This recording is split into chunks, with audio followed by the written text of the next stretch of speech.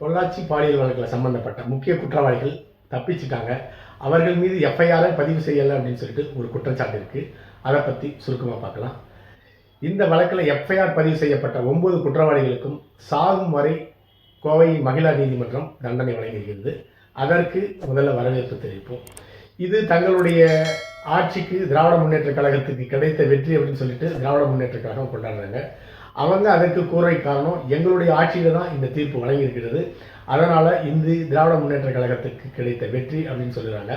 அது மட்டும் இல்லாமல் பாதிக்கப்பட்ட பெண்களுக்கு 80 லட்சம் ரூபாய் வழங்குன்னு சொல்லிட்டு கோவை மகளிர் நீதிமன்ற நீதிபதி தீர்ப்பு வழங்கியிருக்காரு.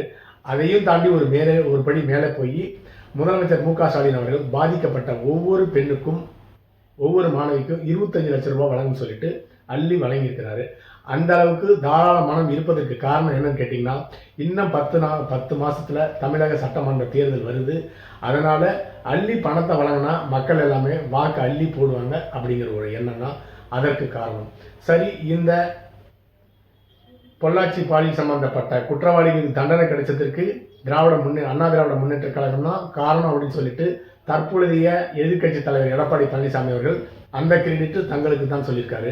அதற்கு அவர் கூறிய காரணம் என்னன்னு கேட்டிங்கன்னா, தங்களுடைய ஆட்சியில் இந்த குற்றங்கள் நடந்திருந்தாலும் தாங்கள் நேர்மையானவர்கள் அப்படிங்கிற காரணத்தினால தான் மாநில அரசு, அதாவது சிபிசிஐடி விசாரித்து கொண்டிருந்த இந்த வழக்கை சிபிஐக்கு மாற்றிருக்கும். அதனால் சிபிஐ சரியாக விசாரித்து குற்றவாளிகளுக்கு தண்டனை வழங்கியிருக்கிறது. அதனால் இந்த பொள்ளாச்சி பாலியல் வழக்கில் சம்பந்தப்பட்ட குற்றவாளிகளுக்கு தண்டனை கிடைச்சதற்கு அண்ணா திராவிட முன்னேற்ற கழகம் தான் காரணம்னு சொல்லிட்டு ப்ரெஸ் மீட் கொடுத்துருக்கிறாரு எடப்பாடி பழனிசாமி அவர்கள். இதில் திராவிட முன்னேற்ற கழகம் செய்த சாதனை என்ன அப்படின்னு பார்த்துட்டோம்.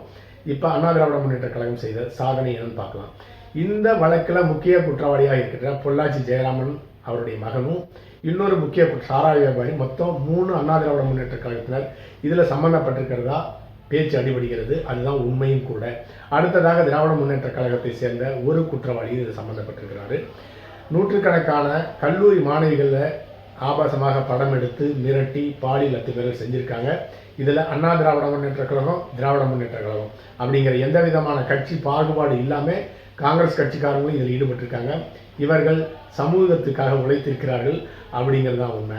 ஆனால் இந்த வழக்கை மாநில அரசு சிபிசிஐடி விசாரித்தா இந்த குற்றவாளிகள், அதாவது அண்ணா திராவிட முன்னேற்ற கழகத்தை சேர்ந்த குற்றவாளிகள் எல்லாமே அண்ணா திராவிட முன்னேற்ற கழகத்தினர் எஃப்ஐஆர் பதிவு பண்ணாமல் தப்பிக்க விட்டுட்டாங்க அப்படிங்கிற பேர் தனக்கு வரக்கூடாது அப்படிங்கிற காரணத்துக்காக தான் சாதுரியமாக அப்போதைய முதலமைச்சராக இருந்த எடப்பாடி பழனிசாமி அவர்கள் இந்த வழக்கை அப்படியே சிபிஐக்கு தள்ளி விட்டார். உதாரணத்துக்கு திராவிட முன்னேற்ற கழகத்தினுடைய ஆட்சியில் சவுக்கு சங்கர் வீட்டில் மலம் வீசப்பட்டது.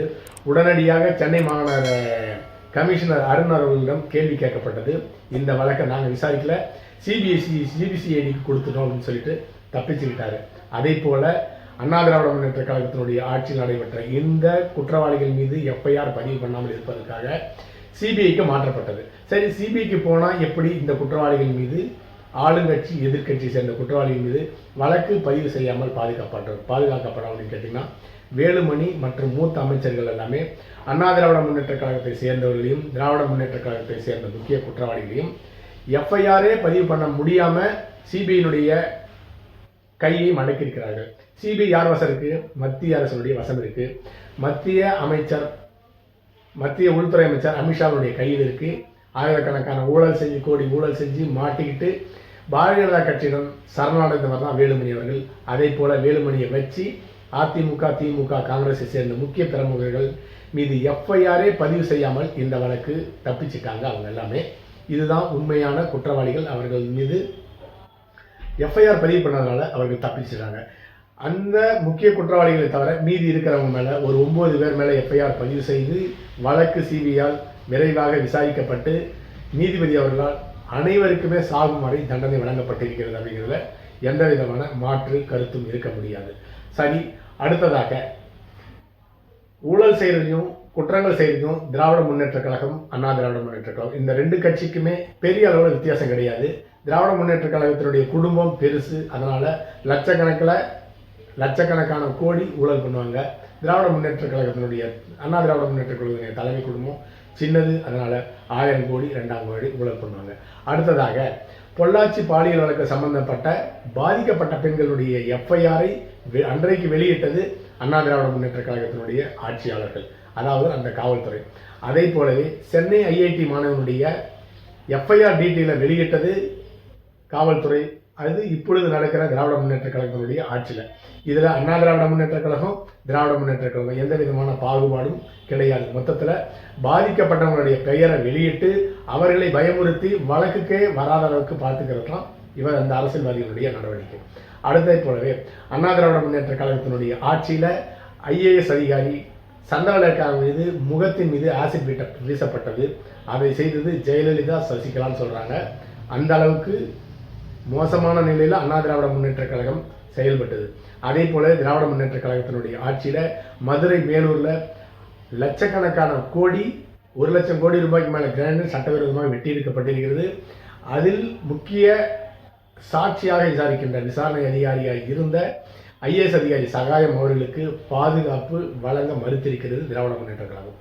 மொத்தத்தில் 2 கட்சியினருமே மாறி மாறி ஊழலையும் குற்றம் செஞ்சிட்டு இருக்காங்க. தங்கள் கட்சி சம்பந்தப்பட்ட கட்சியின் பாகுபாடு இல்லாமல் அண்ணா திராவிட முன்னேற்ற கழகமாக இருந்தாலும் சரி, திராவிட முன்னேற்ற கழகமாக இருந்தாலும் சரி, ஆளுங்கட்சியாக இருந்தாலும் சரி, எதிர்கட்சியாக இருந்தாலும் சரி, ஒன்றாக இணைந்து குற்றங்களையும் ஊழலையும் செய்து கொண்டிருக்கிறார்கள் அப்படிங்கிறது தான் உண்மை.